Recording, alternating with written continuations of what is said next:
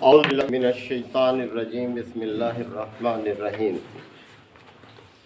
اللہ نور السماوات والارض مثل نورہ کمشکاۃ فیہا مصباح المصباح فی زجاجہ الزجاجۃ کأنہا کوکب دری یوقد من شجرۃ مبارکۃ زیتونۃ لا شرقیۃ ولا غربیۃ یکاد زیتها یضیء ولو لم تسه نار نور علی نور یہدی اللہ لنورہ من یشاء ویضرب اللہ الامثال للناس واللہ بکل شیء علیم فی بیوت اذن اللہ ان ترفع ویذکر فیہا اسمہ یسبح لہ فیہا بالغدو والآصال رجال لا تلہیہم تجارت ولا بیع عن ذکر اللہ وإقام الصلاة وإیتاء الزکاة یخافون یوما تتقلب فیہ القلوب والابصار لیجزیہم اللہ احسن ما عملوا ویزیدہم من فضلہ واللہ یرزق من یشاء بغیر حساب صدق اللہ مولانا العظیم۔ حضرات، سورہ نور کے یہ 5ویں رکوع کی ابتدائی آیات ہیں، اور اسی رکوع کے آغاز میں ہی یہ لفظ نور استعمال کیا گیا ہے جو اس سورہ مبارکہ کا نام بھی ہے۔ جیسا کہ آپ کو یاد ہے کہ یہ سورہ مبارکہ جناب علیہ الصلوۃ والسلام کے مدنی دور سے تعلق رکھتی ہے، اور مدنی دور میں بھی کوئی 6واں سال تھا جب یہ سورہ مبارکہ نازل ہوئی۔ مدینہ میں ایک اور بھی گروہ تھا جو کہ مکہ میں نہیں تھا۔ مکہ میں تو 2 ہی گروہ تھے، اہل ایمان اور کفار، جبکہ مدینہ میں منافقین کا بھی ایک گروہ تھا جو دونوں طرف اپنی وفاداری جتلاتا تھا، یعنی اہل ایمان کے ساتھ بھی اور کفار کے ساتھ بھی۔ یہ زیادہ خطرناک تھا۔ اب یہ طرح طرح کے شکوک و شبہات پھیلاتے تھے۔ اللہ کی جو ذات ہے اس کے بارے میں کوئی تعین نہیں کر سکتا کہ اللہ کس نوعیت کا ہے، اس کی کیا جسامت، کیا شکل و صورت ہے۔ تو بہرحال ان الذین یخشون ربہم بالغیب، جو لوگ بن دیکھے اپنے رب سے ڈرتے ہیں، اللہ سے ڈرتے ہیں، لہم مغفرۃ و اجر عظیم، انہی کے لیے مغفرت ہے اور بڑا اجر ہے۔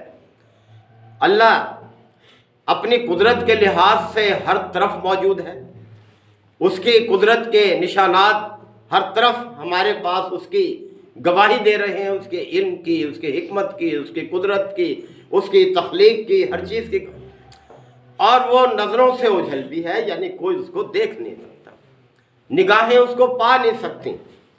تو اللہ تعالیٰ نے، حالانکہ وہ سمیع بھی ہے، بصیر بھی ہے، اب جب سمیع کا لفظ ہم استعمال کرتے ہیں یعنی سننے والا، تو ہم فوراً یہ ذہن میں آتا ہے کہ کان ہے سننے کے لیے، تو جیسے ہم سنتے ہیں، ہمارے کان ہیں، لیکن اللہ کے بارے میں ہم نہیں کہہ سکتے کہ اس کے بھی نعوذ باللہ کوئی ایسے کان ہوں گے جو اسے سنیں۔ وہی بہتر جانتا ہے، یعنی کس طرح سے وہ سمیع ہے اس کی وضاحت ہم نہیں کر سکتے کہ کیا ذرائع ہیں اس کے سننے کے، کس طرح سے وہ سنتا ہے۔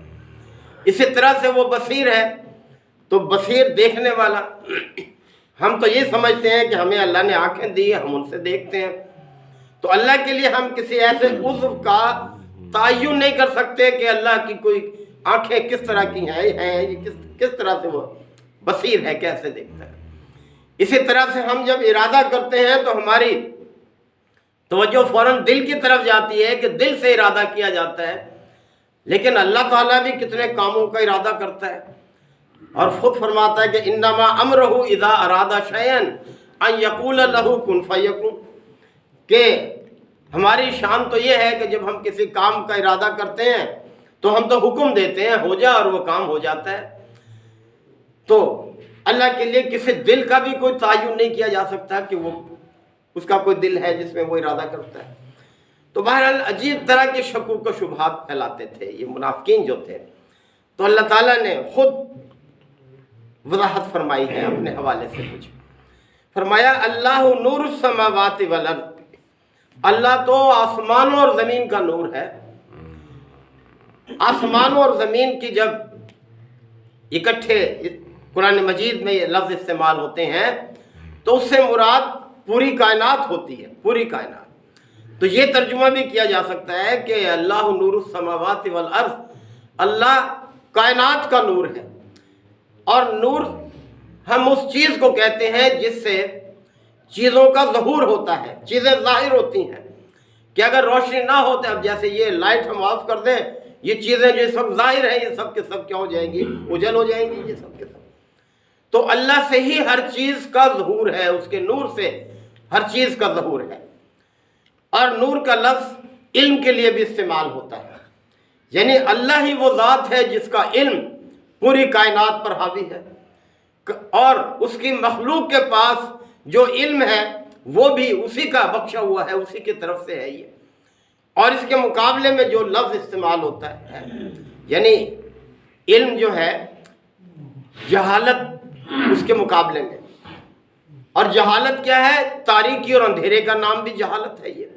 یعنی اللہ کے نور سے جو لوگ استفادہ کرتے ہیں وہی حقیقی علم رکھتے ہیں، اور اس علم کی روشنی میں وہ زندگی بسر کرتے ہیں. ان کی زندگی جو ہے وہ کامیاب زندگی ہوتی ہے. اور جو اللہ کے نور سے ہٹ کر جہالت اور تاریکی میں زندگی بسر کرتے ہیں تو وہ بھٹکتے ہی رہتے ہیں، وہ صحیح منزل پر نہیں پہنچ سکتے وہ. تو اللہ کا نور، اللہ کا علم، یہی انسانوں کو کامیابی سے ہمکنار کرنے والا ہے. تو اللہ نے ایک تمثیل سے بھی بات فرمائی ہے کہ مثل نورہ کمشکات فیہا مصباح، اس کے نور کی مثال ایک چراغ کی سی ہے جو ایک طاق میں رکھا ہوا ہو. ایک طاقچے میں جیسے چراغ رکھنے کا ہمارے ہاں رواج ہوتا تھا پہلے کہ دیوار کے اندر ایک طاقچہ بناتے تھے، اس میں چراغ رکھ دیتے تھے اور وہ ہوا سے محفوظ رہتا تھا اور روشنی دیتا تھا. تو اللہ تعالیٰ نے فرمایا اس کے نور کی مثال ایک طاق میں رکھے ہوئے چراغ کی سی ہے. المصباح فی زجاجۃ، اور وہ چراغ ایک فانوس میں ہو، فانوس کے اندر. الزجاجۃ کأنہا کوکب دری یوقد من شجرۃ مبارکۃ، اور وہ فانوس ایک چمکتے ہوئے موتی کی طرح سے، جیسے موتی چمکتا ہے اس طرح سے ہو کہ جو ستاروں کی مانند ہے اس طرح سے ہو. اور ایک بابرکت زیتون کے درخت کے تیل سے اسے روشن کیا جاتا ہو اس چراغ کو.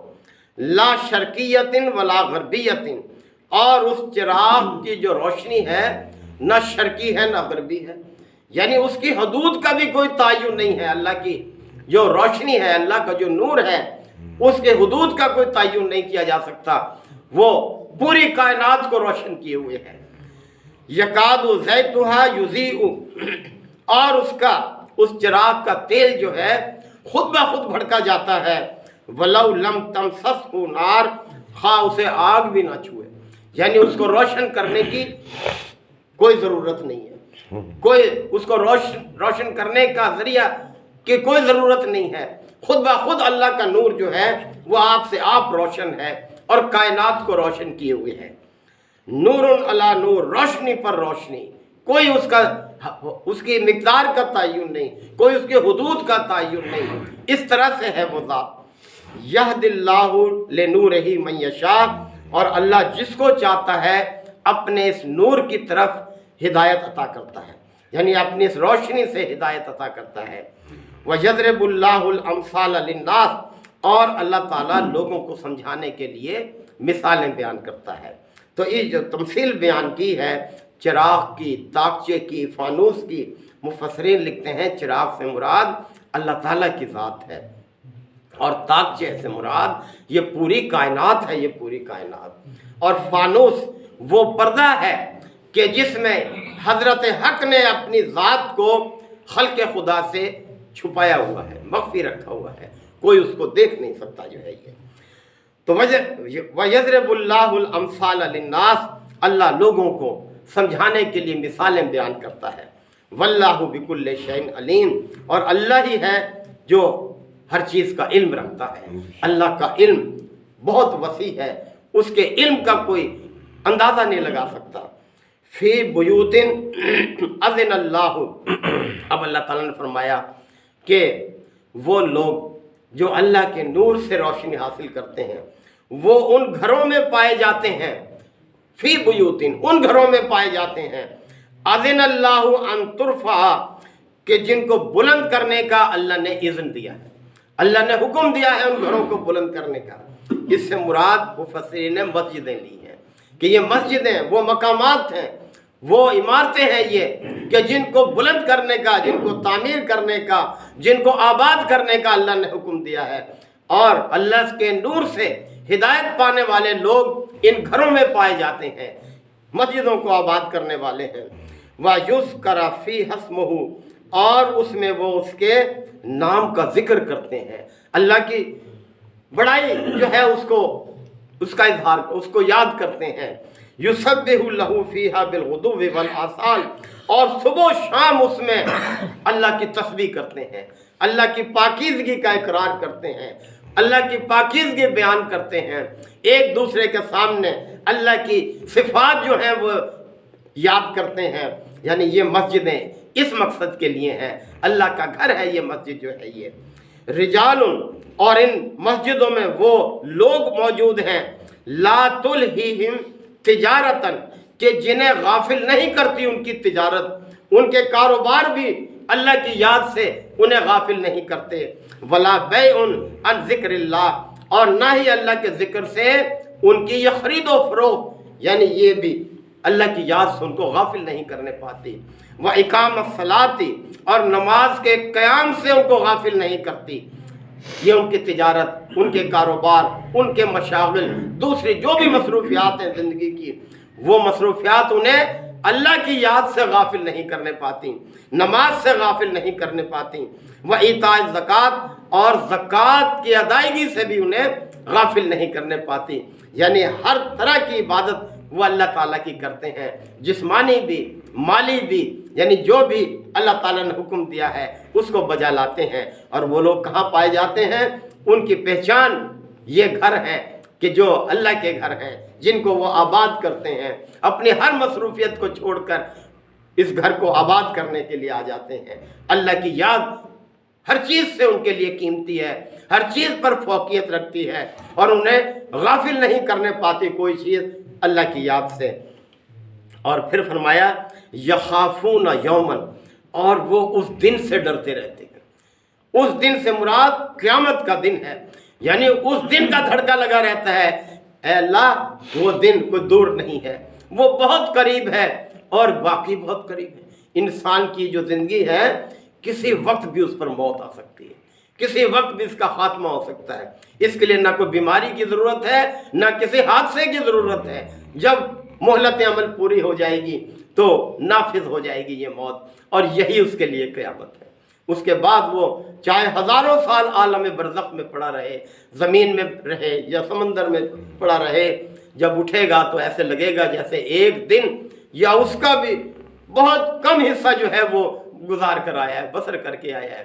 تو وہ دن بہت قریب ہے. تو اللہ تعالیٰ نے فرمایا اللہ کی ہدایت سے فیض یاب لوگ اس دن سے ڈرتے رہتے ہیں کہ جس دن یخافون یومن تتقلب فیہ القلوب والابصار، کہ جس میں کلیجے پلٹ رہے ہوں گے اور آنکھیں جو ہیں یہ پھٹی کی پھٹی رہ جائیں گی. یعنی جو لوگ یقین نہیں کرتے قیامت کا وہ پھر حیران ہوں گے کہ یہ تو ہو گیا جس کو ہم جھٹلاتے تھے، جس کا ہم انکار کرتے تھے، یہ تو واقعی سچ نکل آیا، اب کیا بنے گا، اب تو کوئی موقع نہیں. تو محترم بھائیو، کس طرح سے اللہ نے خبردار کیا ہے اس دن سے، اس دن کی ہولناکی سے کہ جب کلیجے بھی پلٹ رہے ہوں گے اور آنکھیں بھی پتھرا رہی ہوں گی. لِيَجْزِيَهُمُ اللَّهُ أَحْسَنَ مَا عَمِلُوا، اور یہ کیفیت اللہ کی نور سے ہدایت حاصل کرنے والے لوگوں کی یہ کیفیت اس لیے ہوگی کہ تاکہ اللہ ان کے اعمال کا بہترین بدلہ ان کو عطا کرے، اچھا ان کو بدلہ دے۔ وَيَزِيدَهُم مِّن فَضْلِهِ، اور اپنے فضل سے اللہ زیادہ نواز دے، یعنی جتنا ان کا اجر بنتا ہے اس سے بھی زیادہ اللہ ان کو عطا کر دے۔ تو اللہ تو بے حساب ہے، یعنی اب عطا کرنے میں اس کے خزانے بے حساب ہیں، کوئی کمی نہیں ہے۔ وہ ایک عمل کا بدلہ 10 گنا دے دے، 70 گنا دے دے، 700 گنا دے دے، جتنا مرضی عطا کر دے، اس کے خزانے میں کوئی کمی نہیں ہے، اسے کوئی پوچھنے والا نہیں ہے۔ تو اللہ تعالیٰ بے حساب جو ہے وہ دینے والا ہے۔ اس لیے فرمایا واللہ یرزق من یشاء بغیر حساب، اللہ جس کو چاہتا ہے بے حساب رزق عطا فرما دیتا ہے، یعنی دنیا میں بھی عطا کرنے پر قدرت رکھتا ہے اور آخرت میں بھی، یعنی وہی قادر مطلق ہے۔ تو اس چیز کی ہمیں فکر ہونی چاہیے، ہمیں اپنے رب، دیکھیں فرمایا کہ جنت کی نعمتوں میں سب سے بڑی نعمت جو ہے وہ اللہ تعالیٰ کا دیدار ہے۔ اہل جنت کو اللہ تعالیٰ اپنا دیدار کرائے گا۔ ہم میں سے ہر شخص چاہتا ہے، ہر شخص یہ شوق رکھتا ہے کہ ہم اس ہستی کو تو دیکھیں جس نے یہ ساری کائنات بنائی ہے، جس نے ہمیں بنایا ہے، جس نے ہمیں اتنا خوبصورت جسم عطا کیا ہے، اتنی صلاحیتیں عطا کی ہیں ہمیں، ہم اس ہستی کا نظارہ تو کریں کہ وہ ہستی ہے کیسی۔ تو اس کے لیے لازمی ہے کہ اس کی ہدایت کو اپنائیں، اس کے مطابق زندگی بسر کریں، جنت کا مستحق بنائیں اپنے آپ کو، اور اس میں پہنچ کر پھر اپنے رب کی، اپنے خالق کی، اپنے مالک کی ہم زیارت بھی کریں۔ اللہ تعالی ہم سب کو اس قابل بنائے۔ وآخر دعوانا الحمدللہ رب العالمین، الحمدللہ وکفا وسلام علی عبادہ الذین اصطفی، ربنا آتنا فی الدنیا حسنہ وفی الآخرۃ حسنہ وقنا عذاب النار وادخلنا الجنۃ مع الابرار یا عزیز یا غفار یا رب العالمین۔ اللہم انک عفو کریم تحب العفو فاعف عنا، اللہم من احییتہ منا فاحیہ علی الاسلام ومن توفیتہ منا فتوفہ علی الایمان، یا شافی الامراض اشف مرضانا ومرضى المسلمین، یا قاضی الحاجات اقض حاجاتنا وحاجات المسلمین، اللہم اعز الاسلام والمسلمین، ربنا تقبل منا انک انت السمیع العلیم وتب علینا انک انت التواب الرحیم۔ صلی اللہ تعالی علی خیر خلقہ محمد وعلیہ وصحبہ اجمعین۔